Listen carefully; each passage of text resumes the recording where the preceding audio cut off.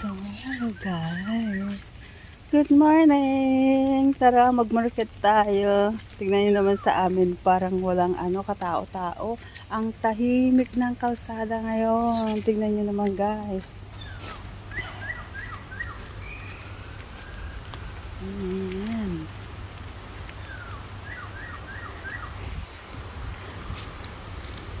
Parang wala yatang bumaba ngayon. Tingnan nyo ang kalsada, ang tahimik. Para lahat ng mga ngayon nasa loob ng kanilang mga bahay. Pero ako, willing ako magpunta ng market kasi nandun yung yung amo ko. So, alangan naman na mag-stay ako doon din sa Salas. At siya sa may kwarto.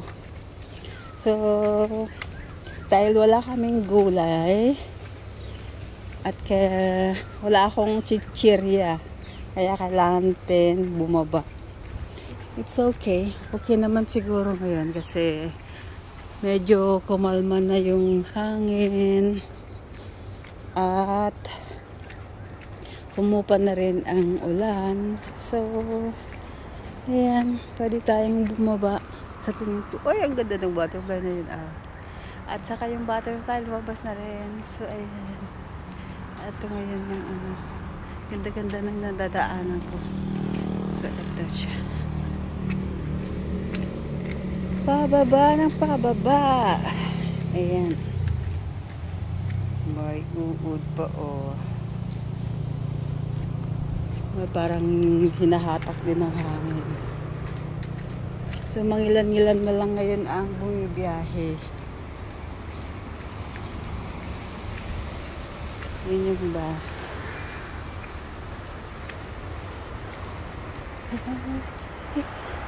It's raining. I miss compass. Bahay na yun, parang nag-iisa lang yan.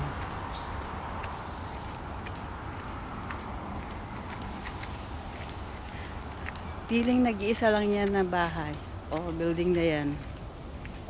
Oopsie, ang ganda ng niya. Take photo.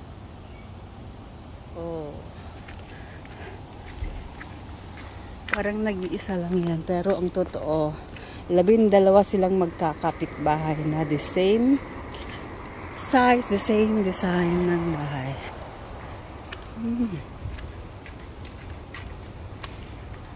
Ayan. So, may update ko kayo guys. Punta tayo ng market. Tingnan natin kung maraming tao. Ayan,